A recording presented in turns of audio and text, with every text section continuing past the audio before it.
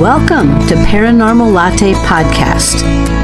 I am your host, Dr. Kelly Renee Schutz. Sit back and relax with us. Grab yourself a really good drink. Spend an hour and let's delve into a world of chatter about the mysteries of the unexplained. Whether you are a skeptic or a believer makes no difference. It's not always in your imagination. Enjoy your day. Now that was good.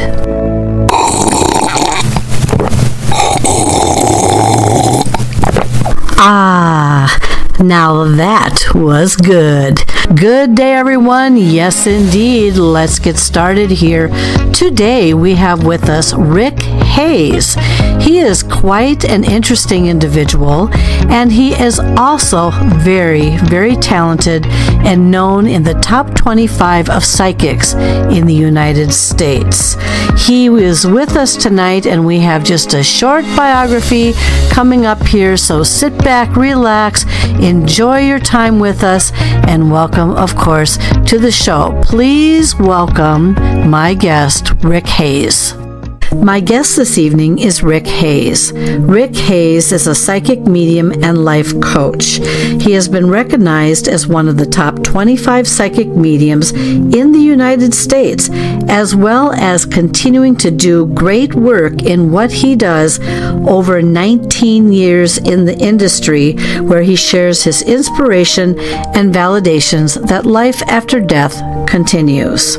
Rick is a sought-after and popular keynote speaker, lecturer in many venues, including colleges, spiritual, business sector, and, of course, conferences.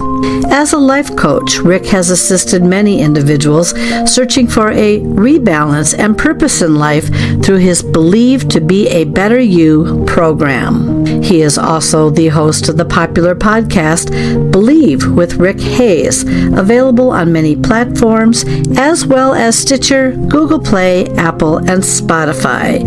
He has appeared on several film television shows, including the Sci-Fi Network, Travel Channel, CBS, Sirius Radio Network, and of course more. And he is also published and has been a best-selling author. We had a lot to talk about this evening, so sit back and grab someone as we go head on ahead with a very interesting conversation. Please welcome to the show my special guest, Rick Hayes. So, Here we go. Let's go back a little bit. Let's go back to where these gifts of yours happened. We had a very impressive introduction on you. You've had a very wonderful life, as far as I'm concerned, in getting out there with publicity, and I want people to get to know you a little bit. So let's go way back. When did you start either noticing or having experiences that you sat up and took notice of? Okay. Well, first of all, I share this, that we're all born, I feel like we're all born with these spiritual abilities. As we're growing up, we're told it's coincidence, imagination by our society environment. So we begin, but I recognized them early in my life as a young child. I grew up in a very church-oriented atmosphere, so I grew up in the understanding of the next part of life. I'm very proud to share my grandfather was an evangelist and a minister, so my mom's a preacher's daughter, and so we grew up in learning and through church. But I recognized them early in my abilities. I was seeing, hearing, and feeling those that we call in spirit. And but I like sharing that I didn't talk about them. My family didn't talk about them because of the environment. But I always like saying also I didn't talk about it because I wanted friends, and nobody would really be my friends if I told them I was seeing these things. So I just kept them to myself, and I grew up with them. I learned to be normal with them in my own life, and I didn't really bring it out in the public till it's been 25 years ago now that I had an experience in my life that basically was sharing with me that I was given something that I was to serve and not to be selfish with. And so for the last 25 years, this has been my path to purpose, and it's been incredible 25 years. I keep looking forward to the next day and excited about it. And so it's been a tremendous life journey, to say the least. So what was one of your first experiences that you remember?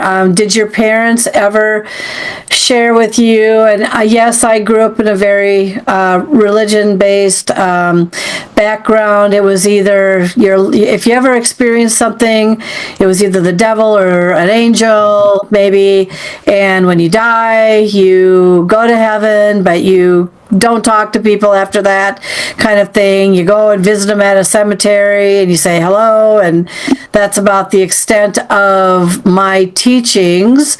But I want to know, because that's interesting about your parents. What did they ever have these kind of abilities? And if not, what was one of your first experiences that happened to you? Well, I like to say that my mom has these women's intuition, but again, because of their upbringing, what we define as a psychic and medium, they would kind of condone that. So we don't see it in the family other than me as far as abilities. My earliest I recall was I remember. I think I was around 5, 6, maybe 7 years old, and we was at a friend's house, and I remember my dad and this friend that he worked with was standing near the stove in the kitchen. I was sitting at the kitchen table just watching them, and they were talking to each other about this guy who they had worked with that had passed, and my dad said he didn't know he had passed. And so those two are standing right there talking to them, and I thought, well, why aren't they talking to the other guy standing there? And it happened to be, and then I recognized the guy they're talking about. Well, see that, but as a little kid, I couldn't understand why they weren't seeing it. And so, and then the other thing is my grandfather. I was 7 months old when he passed, but he's been with me all my life, and he was the evangelist and minister, and I remember as a little boy, he would come and comfort me and kind of give me directions. He still is to this day. He's given me directions and given me an understanding of what I'm doing in my life right now, especially. So, But that's a couple examples I have as a kid. Yeah, just to add to that, Kelly. I mean, I was not the normal kid. Not just because of my abilities, but I just always have been who I am, And so when I was a little kid, I was bullied in school, and it was because, first of all, I was small and little, but because the other boys would be wearing their jeans and their flannel shirts, and I'd be wearing my medallion necklace and my scarf around my neck, and in the 5th grade, I was a hippie in the 5th grade, and so I struggled with not so much with myself and understanding who I was, but struggling trying to fit in, I guess, is what it was. Oh, I think we all tried to fit in.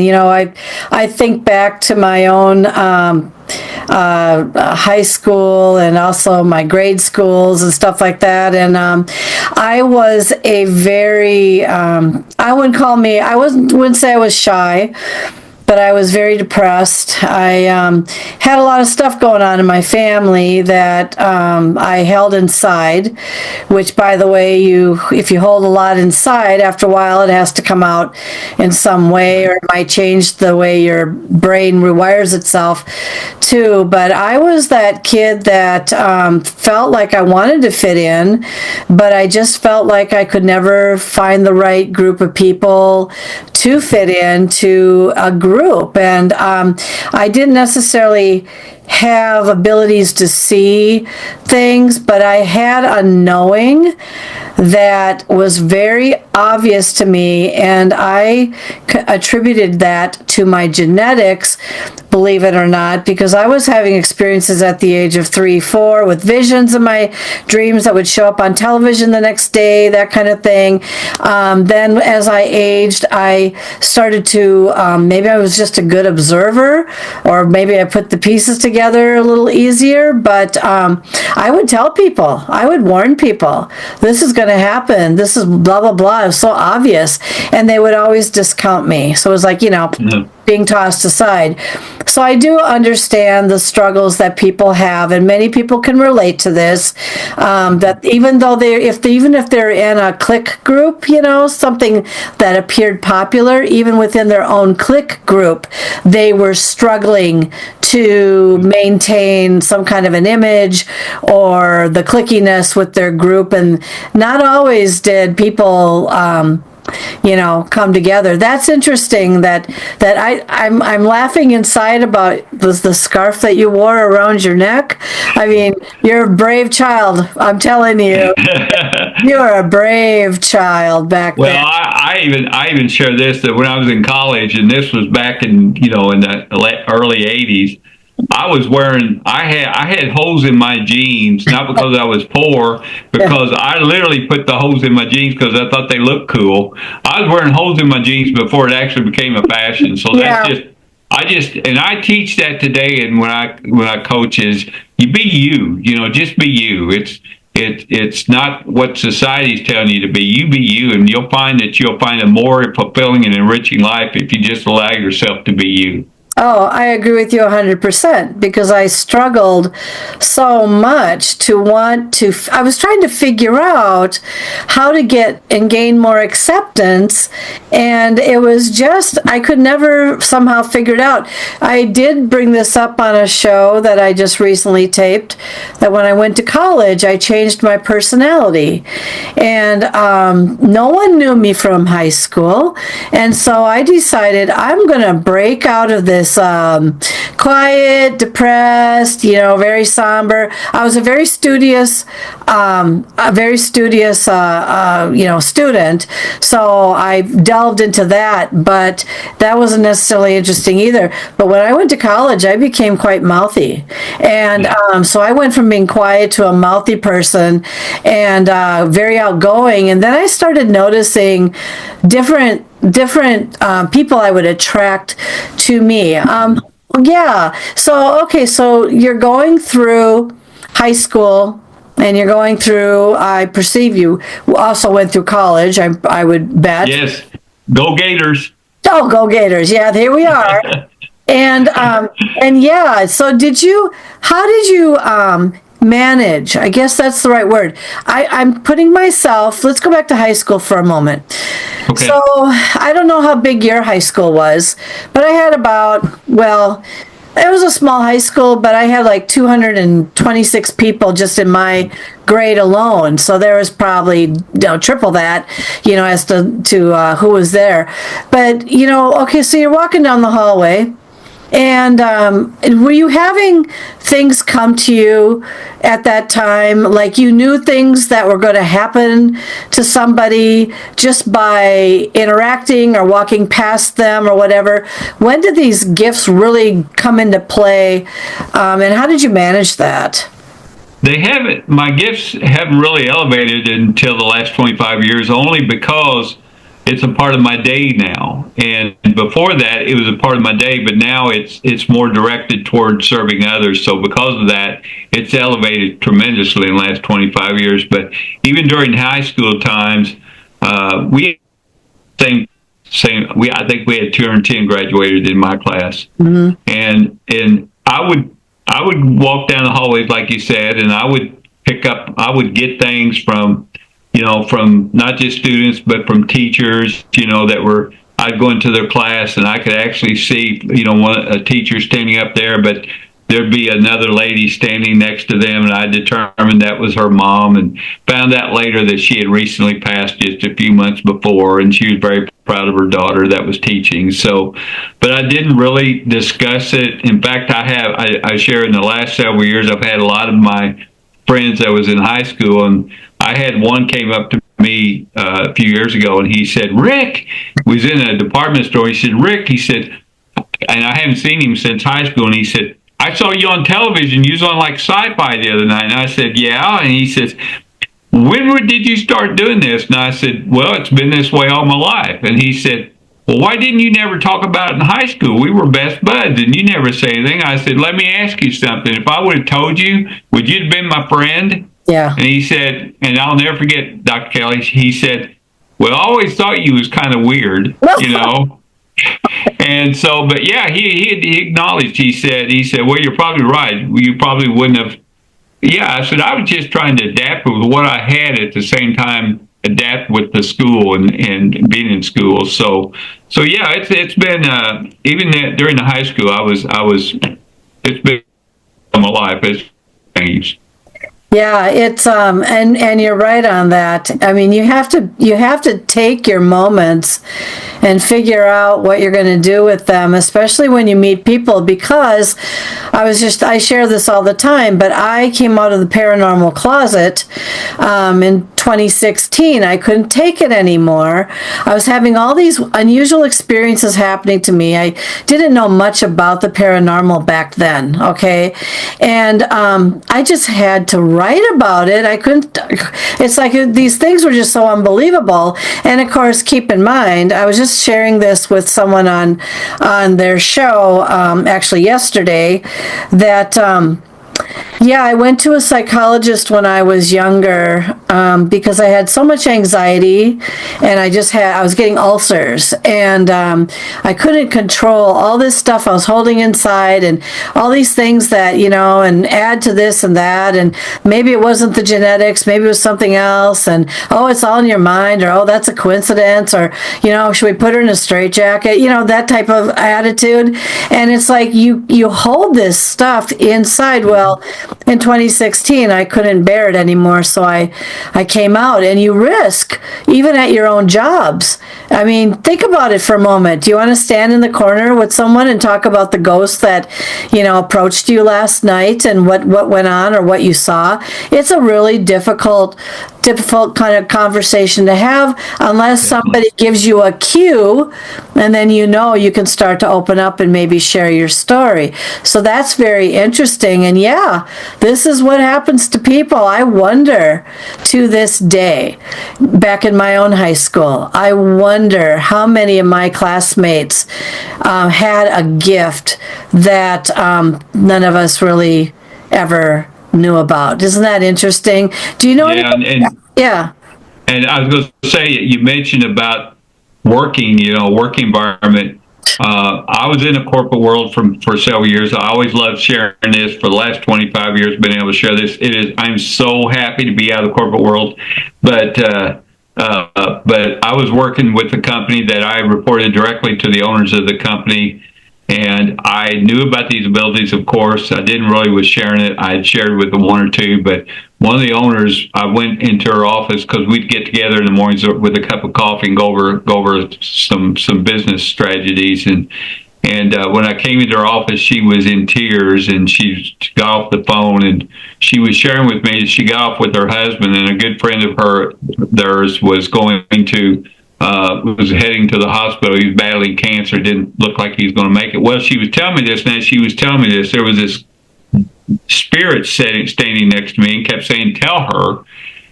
And so I thought, well, no, I'll get fired if I tell her, because she don't know anything about this. Right. So I didn't really relay any. I did for a while, but then we sat there. The more I sat there, the more he kept telling me, "Tell her."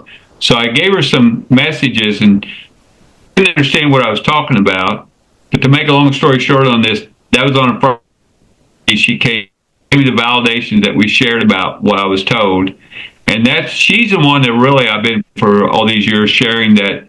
She's the one that really, that experience triggered me to say, I need to quit being selfish with this, because she came in my office and told me she had been, the individual had passed over the weekend. Mm-hmm. And she told me, because of what I had shared with her and the messages I had given them so much comfort. And she literally gave me a little push, and she said, "Why are you being so selfish?" And I said, "What do you mean?" She said, "You've got something that can be really helping people, and you're keeping it to yourself." Mm-hmm. From that night on, I cried, I prayed, I talked to my sister. I said, I don't know what to do. And so I decided they may put me in a rubber room, but I'm gonna bring out the public with this. And so from that time on, from 25 years on, this has been my purpose in life, and it's the same thing in corporate. It was just a struggle much in the corporate world and the business world as it was in high school and grade school and college, because you were always around individuals that you felt these things, you heard these things, you could tell these things, but you didn't, because it's like, I don't want them to think I'm nuts, I'm crazy, so I didn't talk about it. Well, it is such a great feeling now to just be able to talk and be on your show and share these things. And I don't know if you saw this, Kelly, but the last few years, people are getting more connected and more attuned to the spiritual side of things, and they're not so much saying, this is what I was taught, this is my... They're saying, no, wait a minute, there's got to be something more. I'm seeing that a lot, and I'm helping individuals to evolve their own abilities to do so. Mm-hmm. Yeah, since 2016. Okay, so here was a couple wake-up calls in 2016. So I was having all these experiences, right? And I had to keep my mouth shut because I worked in law, and I also worked as a college professor. No and no. You don't sit there in law and start telling them that you saw a woo-woo ghost last night or had an experience. They will usher you out, okay? The same with the college. Well, and Rick and I come from a similar state. We both live in, Indiana, and I lived there for 22 years, and I had a haunted classroom because I'm such a beacon that these things, I worked on a campus that was notably haunted because it used to be a sanatorium back in the day, and I talked a lot about this in this book that I wrote. I couldn't hold it in, and I started having experiences in my classroom to the point where students were frightened. They were coming up to me and saying, I'm hearing things whispered in my ear back in the corner, and I had interactions with my equipment in there and things. And then when my dad died, the screen started to slowly go up, and it never ever did that in 14 years I was in that room. And what are you supposed to do? Turn around and go, oh gee, my dad just died. Traumatize an entire class with that. And so there were things I just held in. But to your point on that, I couldn't hold it in anymore. In 2016, I wrote my first book. I took a great risk with my whole life. And there's people that could relate to this, but they were also, silent. And next thing you know it, and yes, there has been a shift. There has been more, and keep in mind, my friends, most of them, I'd say, they're all skeptic. They don't believe in this stuff. They've never had an experience. They don't want to have an experience. And I can't talk to them about anything. So back then, I got on my first audio show, and at the time, I didn't know podcasting was a thing. There was like 10 to 20,000 paranormal podcasts back in 2016. I don't know how many there are today. It's very popular. But my point is, the very first show that I was invited to be on was I thought they were going to attack me for my experiences because I wrote this book and we want to talk to you about your book. And I thought, oh, dear God. So I took over that entire show. Literally wouldn't allow them to ask me a question, and if I did one question, I twisted it in whatever, and then come to find out that these people are very well known worldwide. They had no intention to attack me, just wanted to hear my stories. And I'm coming back to you on this. I took a great risk by publishing that book, sharing my stories. I couldn't go silent anymore. And by the way, since I've been in this community, as you, I have never felt so free in my entire life. However, there are still naysayers out there that hold a position of power. I can't tell you on air what I'm referring to. I will share with you after the show what I'm talking about. Position of power, because they don't believe in this stuff. Even if you are the most impressive person on the planet, they will hold you at an arm's length to prove their own point about not wanting to engage in this stuff. So I agree with you. Yes, there has been a shift. More people are more calm about it. Have you ever had anyone, knock on wood, other than naysayers, once in a while, have you ever had anyone approach you and try to, I don't want to use the word attack you, criticize, minimize what you do, anything like that go on in your life? Well, sure. It's just a part of that's a great thing about life is each individual has their own individual opinion and thought. I always shared, if we all thought the same thing and believed the same thing, we'd be like robots and we would never learn. So the good for me is if someone comes up to me and they, either kind of degrade what I'm doing or they're giving their own opinions, I'm looking at it as, okay, I'm learning from you, because if you thought exactly like me, I wouldn't learn, so I look at it that way. But yeah, I mean, it's a continuing basis. It doesn't seem like it was as near as it was years ago when I first started. I think my reputation is built to where I'm getting a little more respect than I did at the very beginning. Yeah. But today it's just common. I give it a grain of salt if someone is really trying to belittle me in some way.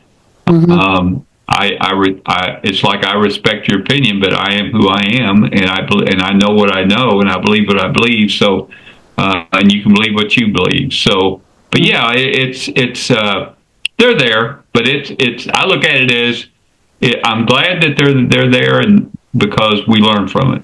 Well, and there's so many of us now. This is the thing. I think a lot of people are a little bit less shy about remaining silent, or at least they're gravitating towards individuals that they know that they're not going to be judged by, because there are those skeptics out there that, everything's got to be like a pony trick. Oh, you got that from the internet. Oh, I'm all over social media, so that's where you grab that from, et cetera, the old song and dance. Oh, prove it to me. Say something to me. I'm thinking of something. What am I thinking? All this kind of crap that... What's the lottery yes, number for this? Well, yes, exactly. What are the lottery numbers for the week?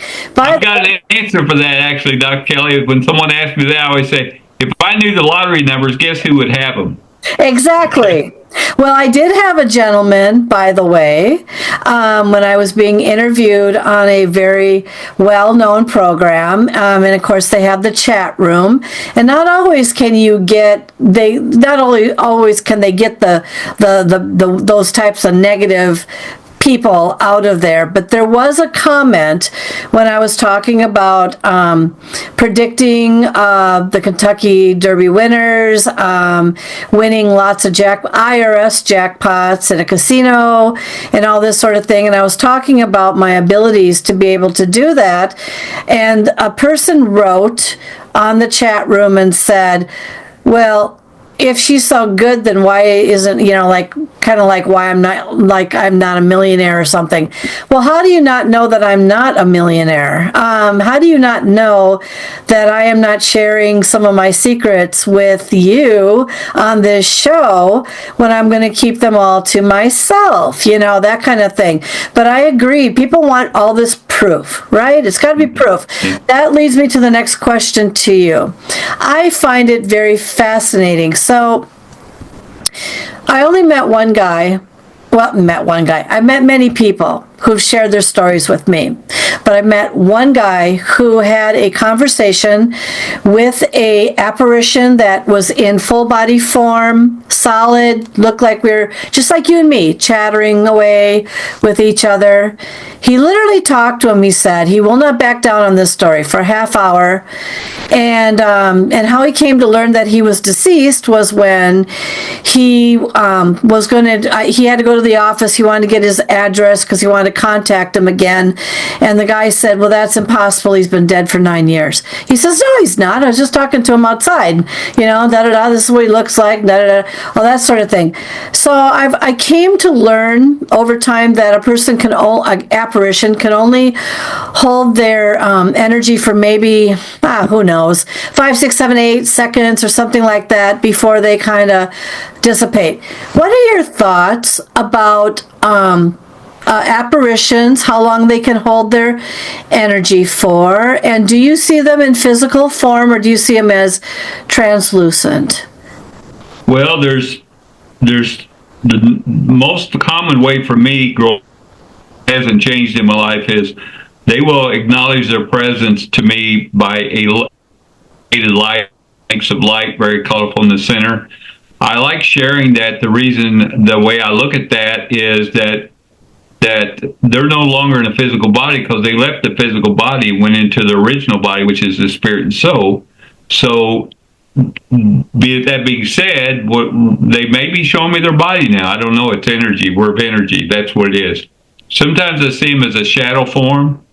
The most, if I get them as physical, what they look like in their physical body, I will get that if I'm in a historic location, like we were talking earlier before the show about Rock Island, the YMCA, where I actually saw them as physical. And again, they're doing that just to let me know that they may have been a part, their life here on the physical body, may have had a memory in that location, may have worked there, may have had something happen there.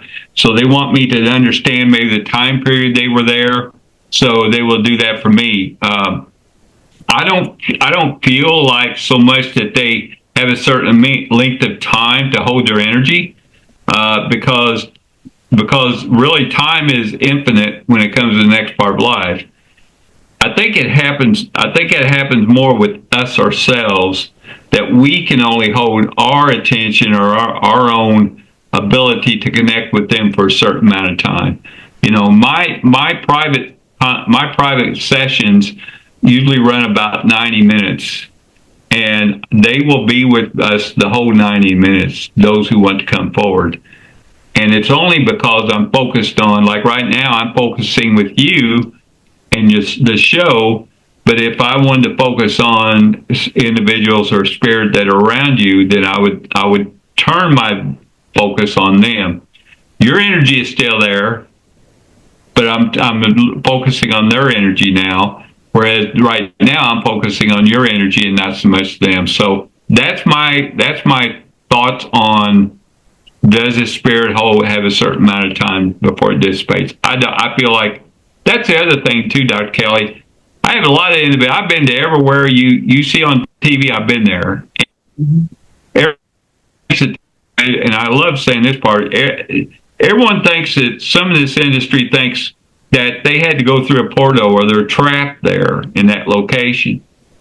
Well, first of all, when it comes to portals, can you imagine them in the next part of life trying to find a door to get to the other side? They're running right everywhere trying to find this door. I feel like they're here. It is, again, us restricting ourselves. They can be anywhere they want to be.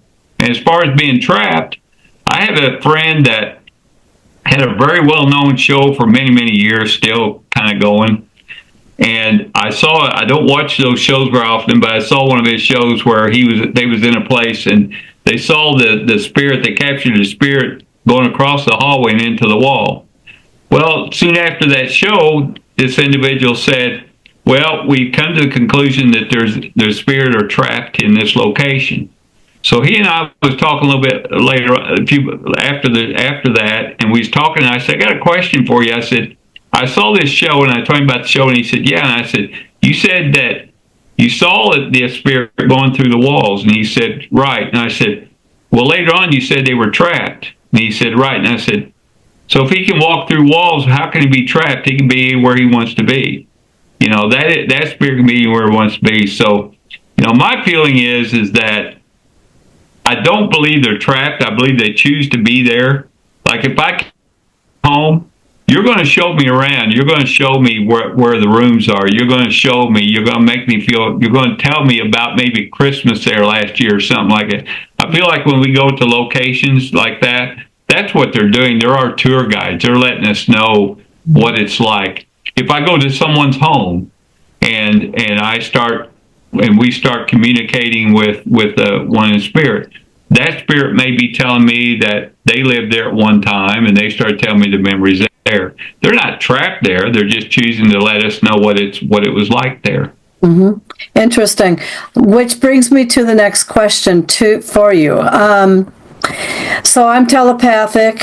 I learned this when I photographed. We just had tornadoes up here, so anytime we have tornadic activity, we're all over it because it's everywhere in Minnesota sometimes, and of course it's unpredictable. That's why they're tornadoes. But I was on my grandparents. We used to be, and I'm looking at their picture right now. I have it in my office, and there was a tornado that went through this very colonial Dutch. They literally built by themselves, back in the 1800s, late 1800s, when they moved over here from across the pond. And anyway, a tornado ripped through the property. It knocked down trees, but nothing ever seems to touch the house. It was really kind of fascinating.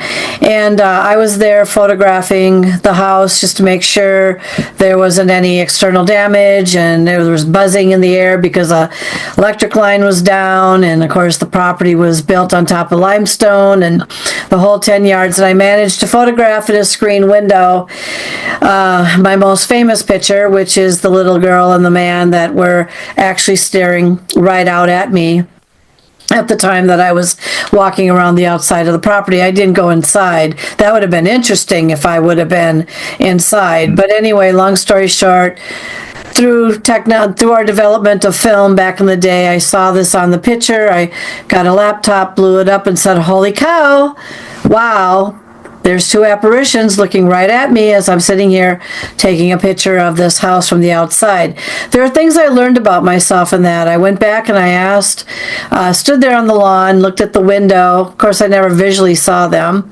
And I just asked what the message was for me. And I didn't hear it as a man, and I didn't hear it as a woman. It wasn't a child either. It was just a voice, and it said that the genealogy was wrong. And I thought, what a really weird thing to say. The genealogy is wrong. I was really puzzled by that. But the genealogy of the little girl and her name was wrong. And I had put down somebody else, and I matched this gal with a picture that of when she was a little bit older, and she died older but showed younger. And I believe that was my great-grandfather who built that house, and they were there sending me a message. Now, never saw him after that point, of course, wanted to again. But that's when I learned I was telepathic. So my question to you is, how do these voices come to you? Do you hear them as a male, female, or something in between? Well, I can determine the difference, but first of all, I always share that they're no longer in the physical body, so they're not using the physical voice. It is, I like to say that it's a thought. It's a spiritual thought connection. I do hear them as words. I get 2 or 3 words at a time. I've learned through the years to put it in a sentence for everyone. But it's the words I get is words that sometimes doesn't make any sense, but I just have learned to just say it anyway. So, does that answer your question? Do I need to? Can you? It comes to you in a thought. It comes to you in a thought form. So, So when you're channeled, do you ever hear a voice? Some people always want to say, "Oh, that's your inner voice. That's your inner guidance," and it could be, but it's not my voice that I'm listening to. I'm channeled to go to sit at certain slot machines. I'm channeled to write books, and the words are coming from something. And I wouldn't say, even though I've got 5 advanced degrees, that doesn't mean anything if you can't write worth a darn. And I wrote 2 whodunit books. I've never read a murder mystery book in my entire life.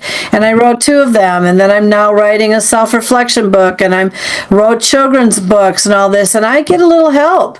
I literally have to sit and be channeled. And then my fingers just start going, and I'm listening to what I pay attention. So what comes to you? You're hearing words. You're hearing thought words. The type of voice that you hear, I would bet it's probably not one of your own. Well, they'll guide me. Well, first of all, I teach this, that, again, don't second guess your thoughts.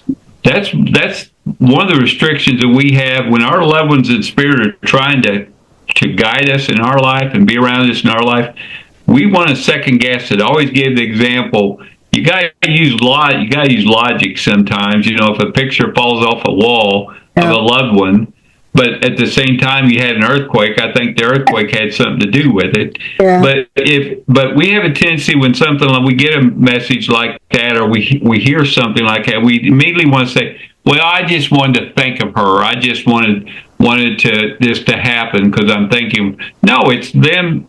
I ask all this to a lot of individuals. Have you ever sat at home and you're watching TV and all of a sudden you're thinking of your grandmother or your mom or a loved one, and you think you see something in the corner of your eye, and you turn to look and there's nobody there?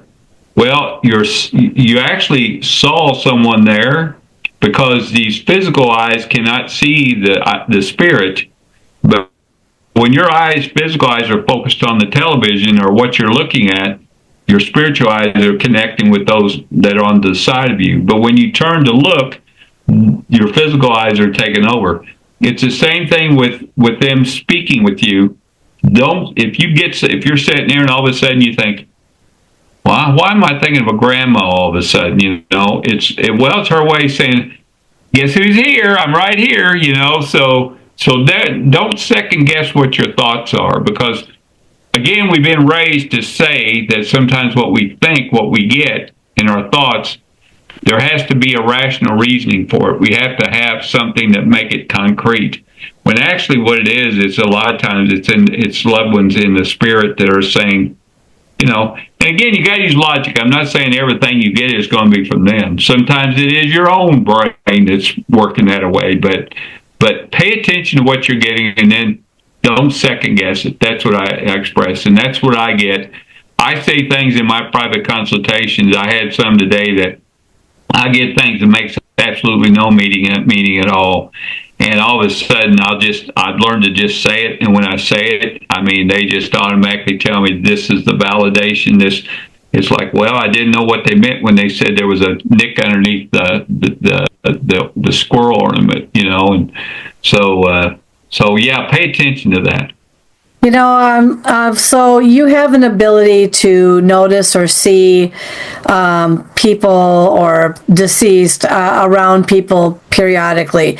Has that ability strengthened over time since you've started developing your skills? And do they look solid to you, or do they look I know I asked this before, and you see some kind of a light that's kind of glowing, but I'm going more now for the facial expression, whether or not you can tell if it's a residual energy or whether it's an actual intelligent energy. Why would they show up if they're residual? I don't know, maybe they would, but sometimes they look so empty. What kinds of things do you notice regarding their expression? Well, they will approach me, and they will at times show me in the physical form. Again, it's a lot most often when I'm in locations. If I'm in private where it's family, they know their grandmother, they know their mom, they know their cousin, so I don't have to express what they look like. So they come to me as a light, but they will express me. I'm thinking of a prison I was in that is kind of well known. The Shawshank Redemption was filmed there. And I remember there that I had an individual, I was given a private tour to go through it, and me and a couple of my team members were there with the tour guide, and we stopped, and this individual was behind me in spirit, and he poked me, and he said, "How's that feel?" And he said, did that 3 times. I turned around after the first time, and I saw a physical form of a man, a short man with bald head, but he showed me that so I could see he was a prisoner at one time in that. And so I told him, I got it, don't need to be poked anymore, and I said that through thought, through speaking through thought. Well, as soon as I made that statement, the tour guide told us that the location we was at in the cafeteria part was highly recognized as one of the places where a lot of the individuals got shanked because it was hidden from cameras and security guards. So this gentleman was showing me not only he wanted me to see him as a physical body, he wanted me to see him that he was a prisoner there, but also he was shanked there, and that. How that feel was he was showing me how he was shanked. So when I get physical form like that, I'm gonna address the residual here in a minute. But when they show me physical, there's a reason. There's a reason they want me to get, like I said earlier, they want me to know a time period they were part.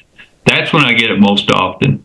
Now the residual part, and I'm a little bit different in this industry, but some in this industry feels a residual is a spirit that is basically keeps doing the same thing over and over, correct? Right. Okay. Here's my analogy on that.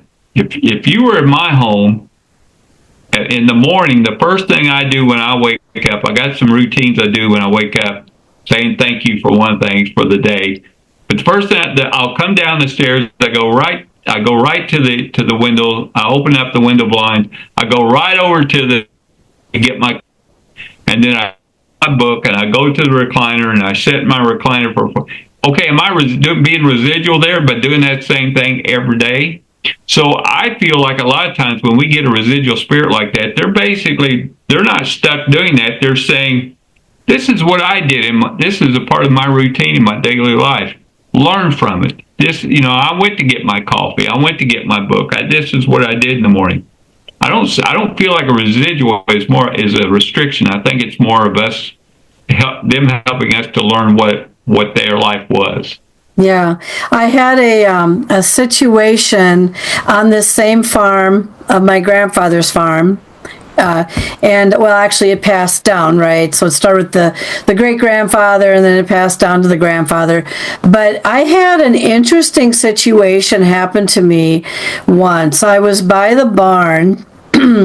And the very first time that this happened to me, I had one of these word software programs on my phone, and I'd whip that baby out because I knew that property felt, and even when I was young, I felt there was like something hanging around there, or I was attracting things there.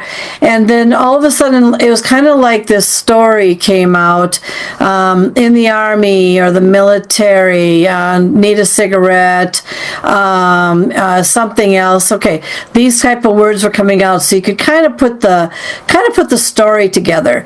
Well, fast forward though, years later, I was standing around about the same spot, and the exact same dialogue came up on my phone again, which was very interesting to me because I stood there and I said, did I just hear this story a while ago? I mean, am I hearing this story again, or am I standing in a place where this person's relaying something and they imprinted on some day? I was so confused by hearing that, but it was interesting how was this one spot. Why do you think apparitions, I don't know, get stuck? I guess think about accidents as an example. Someone has an accident on the highway or whatever. People put up a cross. This is where their loved one died, right here. And sometimes that energy sits there and it lingers there. Why does that energy stay there? Why doesn't it just move on and go somewhere else? I don't know. Or is that just saying, I had an accident here and I'm going to replay this for a long time? What are your thoughts on that? I truly don't believe they're stuck there. I truly don't believe they remain there.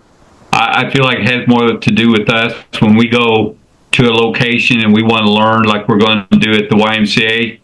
Those individuals are not just staying there the whole time.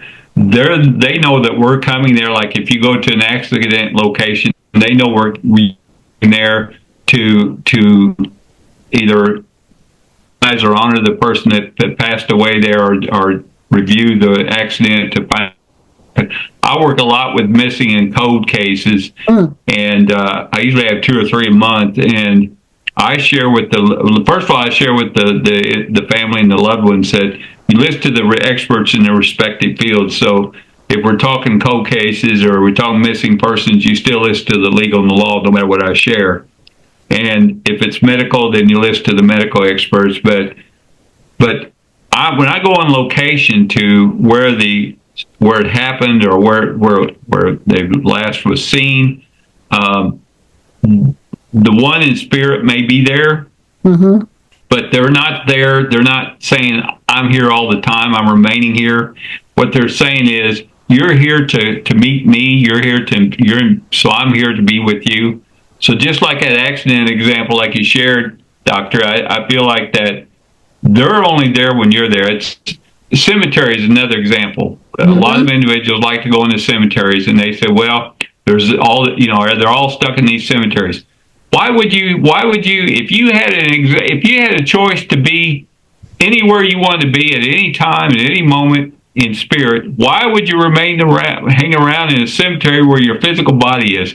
Again, when we go there to honor someone, there's nothing wrong with that. When we go there to honor someone at the cemetery, they're there with you. But I share most often they will leave, because would they hang around the cemetery? Now, Gettysburg, I've been to Gettysburg half a dozen times. Now, when I'm there at that cemetery, I get a lot of soldiers. I get a lot, and again, think about this though. It's not that they're just stuck in that one place. They have so many individuals come to learn about Gettysburg and what they experienced and when we go to the cemetery there, we're honoring those soldiers. They are very proud of that. They're proud that we're coming there, so they want to be a part of that. So my thoughts is, they haven't been chained to that location. They can go anywhere they want to go. They're there for us. I can add to that a little bit with a short story. So the same great grandfather, I would go and visit the graves of my relatives who have passed, because they're in this one cemetery together just a couple miles away.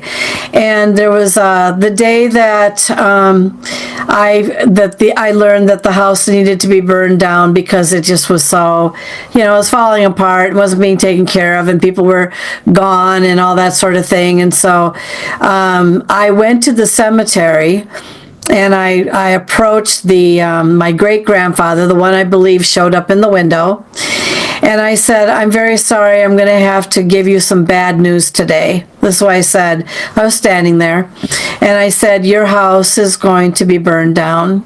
And it was beautiful, and it was the greatest thing in the county of its time, and I know you worked hard, and you're a skilled carpenter and everything, but it's just in terrible shape now, and it can't be saved anymore. It's too costly to try to save it. I'm sorry. And I said, is there anything, and I had my word program out, by the way. I said, is there anything I can do for you to help make this a little better?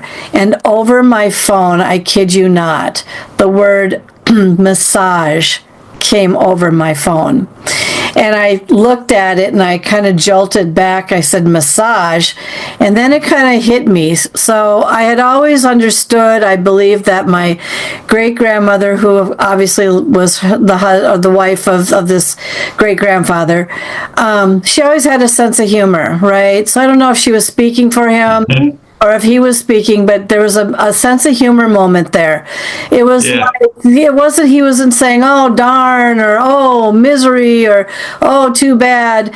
It was more like, I've been laying in this ground here for 75 to 80 years. I really could use a good massage. And that's how I took it. And I had it sketched out, and people to this day still ask me if the word massage that I have that was drawn on this cell phone was a mistake and should have been message. I said, no, it said massage. And it was like, in a sense of humor, whoever it was either her or him or someone else. It was kind of like breaking the moment. But the other thing that was interesting about that is talk about hitchhikers. I went to the cemetery once, drove back to that house, was just kind of admiring it from the driveway before, it's kind of a thing in our family to kind of, it's not there anymore, but we go back and look at the property. Long story short, whip out my thing again. I said, well, I'm at the house right now. And then all of a sudden I had these words come over it that were rather intelligent, though. One was like, yeah, looks familiar. But why does it look so different? And so these words were coming over, and it was almost like telling me, like, I used to live there. I mean, I haven't been here in a while, but that's the house I used to live in. That doesn't look like the house I grew up in. And then I had said to them, you need to go back to the cemetery because you can't go back to the Twin Cities with me, because I've had hitchhikers come back to the Twin Cities with me. Long story, but isn't that interesting? Some of the things they will share or try to break the moment with the person. But that leads me to a question to you about how long do they stick around? Because people want to believe that their loved one, well, some believe they go up immediately, they're never around anymore. Some believe that they're around for 3 months, some believe they're only around for 3 days. It all depends. So what's been your experience with apparitions and the amount of time that they stick around? Well, first of all, they're around us. There's some in this industry feels there's a certain amount of time before they can connect with us or become a spirit with us. I've always said this: why would the waiting room or a holding tank? The moment you transcend, they're with us. So we may not connect because of our own grief. It's ourselves that's blocking it, and they're around us. Now, one thing I've found from them is that they do understand life, the value of this life here. And so they do respect us in the sense of they know we've got to learn and go through life ourselves. So they'll be around us, but they may allow us to do what we want to do along life, but they'll be around us. I always say this at the end of the day when I have individuals come in for private sessions: when you leave, your loved ones are going to be with you. They're only here because you're here. So when you leave, they're going to go with you, and they're going to be around you. Now, that doesn't mean every time you look, they're going to be there, but they are there in thought. Like, I have family. We have a very family. They're in my thought with them, but I am with them through thought. And so it's the same thing with the loved ones in spirit. They will be with us either through our thoughts or through their